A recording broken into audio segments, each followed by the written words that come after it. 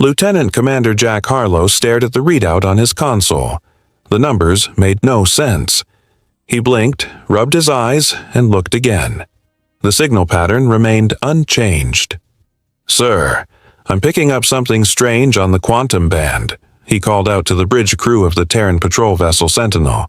No one responded. The night shift was skeleton crew, just 4 officers monitoring the outer rim of human space.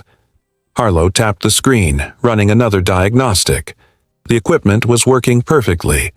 The signal defied everything he knew about physics. According to the timestamp, it was arriving before it was sent. "Computer, verify signal integrity," Harlow ordered. "Signal verified. Quantum entanglement pattern stable. Temporal markers indicate reverse causality." Harlow's heart raced. This wasn't just unusual, it was impossible. He saved the coordinates and opened a direct channel to Fleet Command.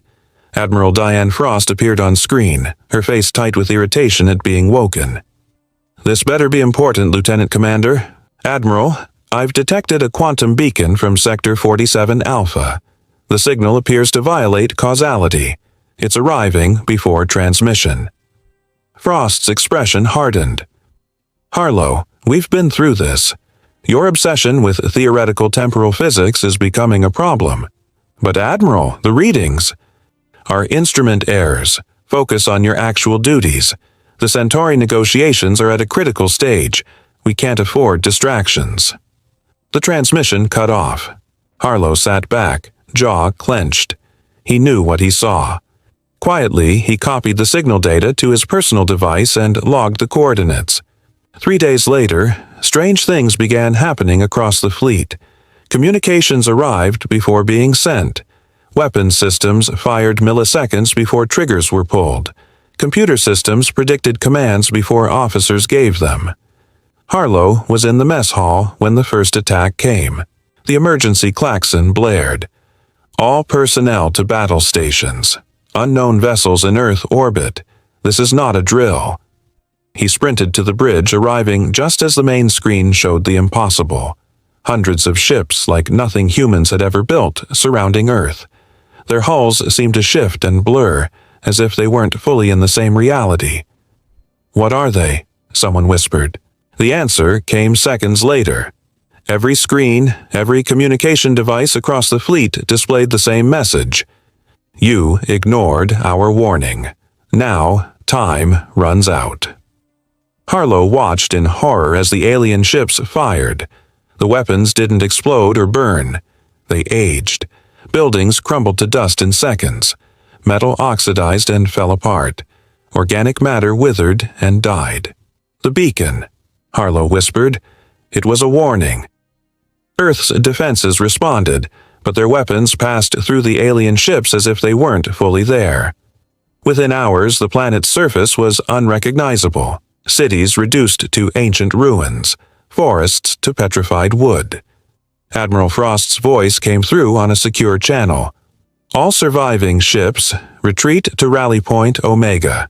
Earth is lost." As the Sentinel jumped away, Harlow pulled out his personal device. The coordinates from the beacon glowed on the screen. He now understood with terrible clarity. The signal hadn't been arriving before it was sent. It had been sent from the future, and they had ignored it. Harlow looked at Earth one last time on the view screen as it faded from sight. Their only hope now lay in those coordinates, and in understanding why time itself had turned against humanity. 6 months after Earth fell, Jack Harlow stood in the hangar of Titan Base, looking at the experimental ship Kronos. Its black hull absorbed light rather than reflected it, the perfect ship for what he planned. "You know this is treason," said Lieutenant Kate Vega, walking up behind him. Her face was thin, marked with the same haunted look all survivors shared. "Earth is gone, Vega. Treason against what?" "Against orders. Admiral Frost specifically said no one goes to those coordinates." Harlow turned to face her. "The same Admiral who ignored the warning that could have saved Earth?" Vega didn't answer. She just handed him a data chip. "I got the crew you asked for, 17 people. All have nothing left to lose." "And the supplies?" Enough for a one-way trip. Harlow nodded. That would have to be enough. We leave at 200, when the shift changes. The theft of humanity's most advanced ship went smoother than expected. The skeleton crew at Titan Base barely put up resistance. Most knew Earth was beyond saving through conventional means. As they cleared Saturn's rings, Vega joined Harlow on the bridge. "The coordinates are locked in," she said, "but I need to know what you expect to find." Harlow's hands moved across the controls. The beacon was a message from the future. Someone was trying to warn us. That's impossible. So were the aliens that turned our planet to dust. Harlow looked up at her. "The Kronos was built to study temporal physics. If anyone can understand what happened, it's us." The ship's AI came online, its voice calm and measured. "Jump preparations complete. Warning, destination contains extreme space-time distortion." "What does that mean, Atlas?" Vega asked. "Unknown. No precedent in database." Harlow took a deep breath. "Jump." The Kronos tore through space, its experimental drive bending reality around them. When they emerged, the view screen showed nothing but stars. "Did we make it?" someone asked. Then they saw it. A massive tear in space, swirling like a whirlpool of light and darkness. Inside, stars moved backward, galaxies contracted instead of expanded. "Atlas, analysis," Harlow ordered. "Temporal rift detected. Time flows in reverse within the anomaly. Entering may cause molecular destabilization."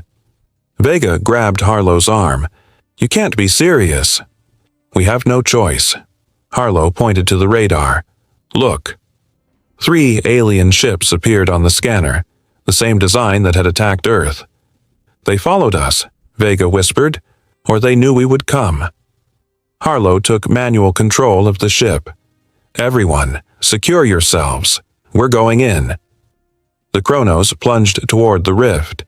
As they hit the boundary, pain ripped through every person on board. Harlow felt his body being pulled apart and pushed together simultaneously. Blood flowed backward in his veins. His thoughts ran in reverse. Then it stopped. The ship stabilized. "Status report," Harlow gasped. Atlas responded, its voice distorted. "We have emerged in Earth orbit." The view screen showed their home planet, blue and whole. No signs of attack or destruction. "That's impossible," Vega said, wiping blood from her nose. "Earth is gone." "Atlas, what's the date?" Harlow asked, his heart pounding. The AI paused before answering. "According to Earth broadcasts, today is May 17th, 2157. Harlow's legs went weak. "That's the day before I detected the beacon." The ship's communication system suddenly activated. A military transmission came through. "Unidentified vessel, you have entered Earth-restricted space. Identify yourself immediately." Harlow stared at the screen showing Earth, beautiful and alive. They hadn't just traveled through space, they had traveled through time. "Shut down all transmissions," Harlow ordered. "Stealth systems at maximum." The Kronos vanished from Earth's sensors, but the damage was done. They had been detected. Crew member Ryan Chen collapsed to the floor, coughing up blood. Others showed similar symptoms: nosebleeds, shaking hands, disorientation. "What's happening to us?" Vega asked, wiping blood from her own face. Atlas answered, "Temporal radiation poisoning. Human bodies are not designed to move backward through time. Cellular degradation has begun." "How long do we have?" Harlow asked. "At current rates, approximately 14 days before critical organ failure." The bridge fell silent. Harlow stood up, steadying himself against the console. "We need to make contact with Earth authorities, specifically the Temporal Physics Division." "Are you insane?" Vega snapped. "We can't just announce we're from the future. We don't have a choice. We need help, and there's only one person who might believe us." 6 hours later, Harlow sat in a secure room at Lunar Base 1, facing himself. Lieutenant Commander Jack Harlow, 6 months younger, with no knowledge of Earth's destruction, stared back with suspicion. "This is impossible," the younger Harlow said. "You detected a quantum beacon yesterday," the older Harlow replied. "It arrived before it was sent. That's why you're here instead of dismissing me as crazy." The younger man's eyes widened. "How did you know that?" "Because I lived it. Tomorrow, Admiral Frost will tell you to ignore it. 6 months later, Earth will be destroyed." A military scientist entered the room. Dr. Alan Reeves, a specialist in theoretical physics. He carried a tablet with scan results. "His DNA matches yours exactly," Reeves told the younger Harlow, "but his cells show advanced aging and radiation damage unlike anything I've seen." "The aliens who destroy Earth," the older Harlow explained, "they're called the inversors. They exist in reverse time. What we see as the future, they see as the past." Reeves sat down, fascinated. That would explain the quantum beacon. It wasn't sent from the future, it was sent from their present, which moves backward relative to ours. "We need to prepare Earth's defenses," the older Harlow insisted. "My crew has data on their weapons, their ships." "If what you're saying is true," his younger self said, "why did they attack us?" "I don't know, but we've developed a theoretical weapon. We call it the Paradox Protocol. It creates localized time loops that should trap the inversors." Reeves looked up from his tablet. "That's brilliant. If they move backward in time, a loop would be inescapable." Back on the Kronos, Vega accessed Harlow's private files while he was away. What she found made her blood run cold. Classified reports, security footage, research data, all about the inversors, dating from before the invasion. Harlow had known about them all along. When he returned to the ship, Vega confronted him in the corridor. "You lied to us," she said, her voice shaking with anger. "You knew about the inversors before the attack. You were studying them." Harlow's face went pale. "Vega, I can explain." An alarm blared through the ship. Atlas announced, "Multiple unknown vessels detected at the edge of the solar system." They rushed to the bridge. The scanner showed 3 ships with the distinctive blurred outline of inversor technology. "That's impossible," Harlow whispered. "In our timeline, they didn't arrive for another month." Vega grabbed his arm, forcing him to face her. "What did you do, Harlow? What really started this war?" Before he could answer, Atlas interrupted.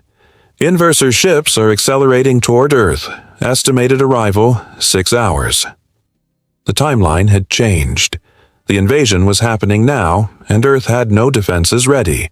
And Harlow still hadn't explained why he had hidden the truth about the inversors from everyone, including his crew. 5 years ago, I was part of Project Janus, Harlow explained as the crew gathered on the bridge. A classified mission to study temporal anomalies near Proxima Centauri. Vega stood with her arms crossed, eyes cold. "And you found the inversors." "We didn't know what they were at first, just strange readings, ships that appeared and disappeared." Harlow's hands shook as he pulled up classified files on the main screen. "We tried to communicate. That was our mistake." The screen showed footage of a research vessel firing a quantum signal into a temporal distortion. "You made first contact," someone whispered. "We accidentally revealed Earth's location," Harlow said. "The project was shut down, classified at the highest level. We thought nothing had happened." "Until they showed up and destroyed our planet," Vega said, her voice sharp with anger. The younger Harlow entered the bridge, his face pale. "Earth Command refuses to believe us. They think the approaching ships are a new Centauri design. Then we deploy the Paradox Protocol ourselves," the older Harlow said. "It's not ready," Dr. Reeves protested, following behind. "The calculations are incomplete. We could make things worse." Alarms blared. Atlas announced, "Inversor fleet has accelerated. New arrival estimate, 30 minutes." The crew split into factions. Half followed Vega, demanding answers about Harlow's deception. The others worked frantically with Reeves to finish the Paradox Protocol. The younger Harlow pulled his older self aside. I found something in the Project Janus files you didn't show them. He displayed a partially decoded message from the inversors, captured years ago but never fully translated. Warning. Collapse. Seeking refuge. Help. The older Harlow stared at the screen. That can't be right. They attacked us. What if they didn't? What if we misunderstood? The younger Harlow pointed to new data. Their weapons don't destroy. They reverse entropy. They turn things backward in time. But Earth was destroyed. Or was it just reversed to a previous state, one we couldn't recognize? Before they could discuss further, General Wade Harris stormed onto the bridge with armed soldiers. The Paradox Protocol has been requisitioned by Earth Defense, he announced. We're deploying it offensively against the Inverser fleet. You can't, both Harlow shouted simultaneously. It's not a weapon, the older Harlow explained. It's unstable. Harris ignored them. Your crew will assist in deployment or face charges of treason. As soldiers escorted crew members to weapons control, the younger Harlow whispered to his older self, "The Inversors aren't invaders. They're refugees." From what? The end of time itself. They're running backward through time to escape something worse. The Inverser fleet appeared in Earth orbit, their ships distorting reality around them. Earth's defense platforms locked onto them. The older Harlow broke away from his guards and grabbed the communication system. We need to talk to them, to understand. Too late, Harris said. The Paradox Protocol is armed. On the main screen, they watched as Earth's platforms fired strange missiles toward the Inverser ships. The missiles didn't explode. They created spheres of warped space-time. No! Harlow lunged for the controls but was restrained. The Inversors responded with their own weapons. Not attacking Earth, but targeting the time distortions, trying to contain them. They're trying to save us, the younger Harlow realized. Too late. The Paradox Protocol activated, creating a massive temporal explosion that engulfed both fleets. Space itself seemed to fracture like broken glass. The last thing Harlow saw before losing consciousness was time itself splitting into multiple streams, flowing in different directions. When he woke, everything had changed. He could see time moving backward. He understood the Inversors now, because he had become one of them. Harlow opened his eyes to see the world in reverse. People moved backward, words sounded inside out, and light flowed from dark spaces instead of bright ones. He understood everything now. He saw Vega running toward him, but to him, she was moving away. Her mouth formed words he could now comprehend in reverse. "What happened to you?" Harlow tried to speak, but his words came out backward to her ears. He grabbed a tablet and typed, "I see time like they do now. The Inversors. I understand them." An Inverser stood nearby. To normal humans it looked blurred and wrong, but to Harlow it was perfectly clear. A tall, crystalline being with light flowing through its body. "They call themselves the Finality," Harlow typed. "The universe is dying from both ends of time. They fled backward to escape it." The Inverser approached and placed a crystal on the table. Images formed in the air, the universe collapsing from the future and the past simultaneously, like a piece of paper being burned from both ends. "The temporal explosion fractured reality," Harlow continued typing. "We have multiple timelines now, all collapsing." Dr. Reeves studied the crystal. "Can we stop it?" Harlow shook his head and typed, "Not stop. Escape. The Finality have technology to create a pocket outside of time, a sanctuary, but they need our help." "Why should we trust them?" General Harris demanded. "They destroyed Earth." "No," the younger Harlow said, understanding now. "They were trying to reverse the damage we caused with Project Janus. We misinterpreted everything." Vega looked between the two Harlows. "So, what do we do?" "We build the sanctuary," the older Harlow typed. "Together." While Harlow worked with the Finality, combining human and Inverser technology, Earth's military prepared for war. They didn't trust these aliens no matter what Harlow claimed. Vega found herself caught between sides. She still didn't fully trust Harlow after his deception, but something about the finality felt genuine. Their desperation matched humanity's own. In the lab, she watched Harlow communicate with the finality leader. His movements were strange now, sometimes flowing backward, sometimes forward, as if he existed in both time streams. "How can you stand it?" she asked. "Living in reverse?" He typed. "I experience both directions now. I'm becoming something new." Alarms blared. Earth forces had launched an attack on the finality ships. "They'll destroy everything," Harlow typed frantically. "The sanctuary is almost complete." Vega made her decision. She ran to the communication center, broadcasting on all frequencies. "Stop the attack. They're trying to save us." No one listened. Missiles streaked toward the finality ships. In that moment, Vega experienced a flash of reversed memory, seeing the future that had already happened. She understood what Harlow had become and what he was trying to prevent. She raced to the sanctuary controls. If she couldn't stop the attack, she could at least complete what Harlow had started. The first explosions rocked the station.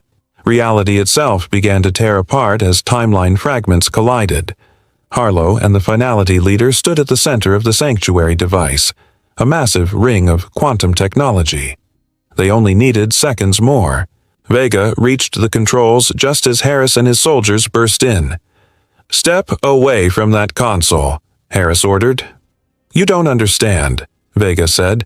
"This is our only chance." She slammed her hand down on the activation switch. The sanctuary expanded outward just as missiles struck. Time and space folded around them, creating a bubble outside normal reality.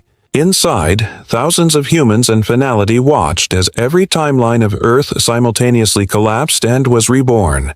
Over and over, unreachable now. Harlow stood at the edge of their new world, experiencing time in all directions at once. He was neither human nor finality, but the first of something new, a bridge between forward and backward time. "What happens now?" Vega asked, standing beside him. Harlow smiled, speaking in a strange voice that somehow flowed in both directions at once. "Now we build something that can survive the end of everything."